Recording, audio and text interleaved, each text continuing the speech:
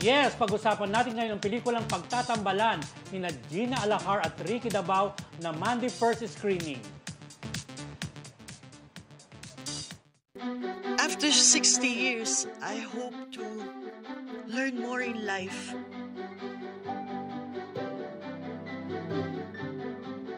Sinong kagrupo mo dito? Ano to, networking? Monday first screening. Libre ang sinihan para sa mga seniors kada Lunes. I also hope Inahandog to ang live pelikula ng more dalawang healthy. batikang artista na sina Gina at Ricky mula sa Net25 Films. Tungkol ito sa pelikulang puno ng pag-ibig, lumipas man ang panahon. Mapapatunayan kaya dito ang kasabihan na love can be lovelier the second time around. Kunin mo na yung cellphone number. Text mo na. Ayan! Pare-parehas money for us! Money for us! Alam mo, yung movie yan, parang ito yung tungkol sa mga senior citizens. Correct. Diba? Yung parang mga experience sila na pagiging isang senior citizen. Diba? Yung tungkol sa kanilang pag-ibig.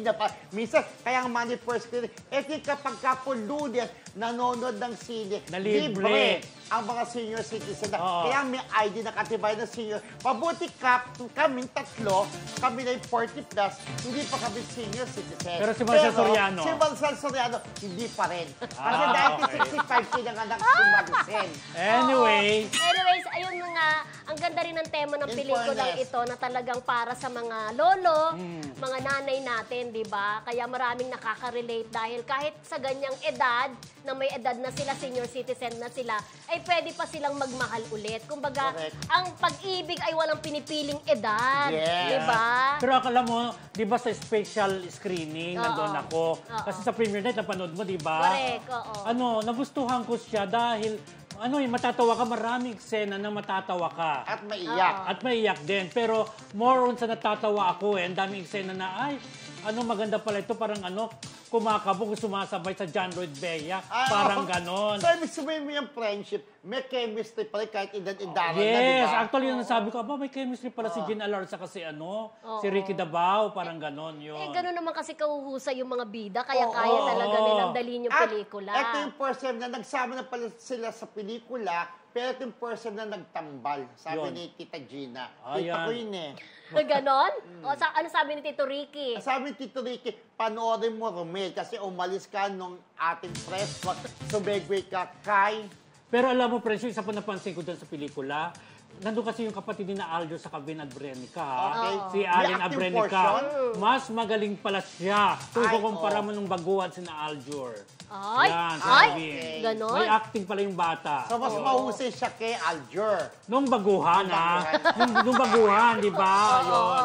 Hindi ko sinasabi ngayon. Linawin natin yan, Parang Yan. kasing husay din siya ni Vin Abrenica, di ba? Di ba may lalim si Jean? Mahusay umarte sa akin na. Mahusay naman umarte si Aljur, pero mas may lalim si Aljur. Si Vin. Ano yung isa? Si Allen. Allen Bel... Hindi, yung isa. Si Vin Abrenica Ayun, nga. tama. Ikaw talaga? Mas malalim, di ba? In fairness, mas may lalim siya. Ayan. Anyway, back tayo dun sa pelikula, di ba, Friendship? Nakakaaliw kasi, di ba dalawa ang manliligaw dyan ni Gina Alahar. Tumaliw ka na. Pero nangyayari to yung mga estudyante na binabalikan yung teacher nila para ligawan. May ganyang eksena. Correct. Ay, talaga. So, sabi ni Bayani ang haba daw ng hair ni Tita Gina, sabi niya kasi nanood siya Kasi nga, dalawang manliligaw niya. Isang estudyante niya dati at saka si Ricky Dabao. Kasi di ba dating friendship, kapag ka estudyante, nagkakainlaban naman Bawal yun eh. At siya teacher, bawal. Lalo sa bata ka pa, baka sabihin. So, nung lumaki na, Outside. tumanda na, pwede na, no? Binalikan yung teacher. Parang sa panoorin niya. Kailan niya papalabas friendship? August 30. Ayan. August 30 po, Regular panoorin niyo. Monday first screening mula po sa Net25.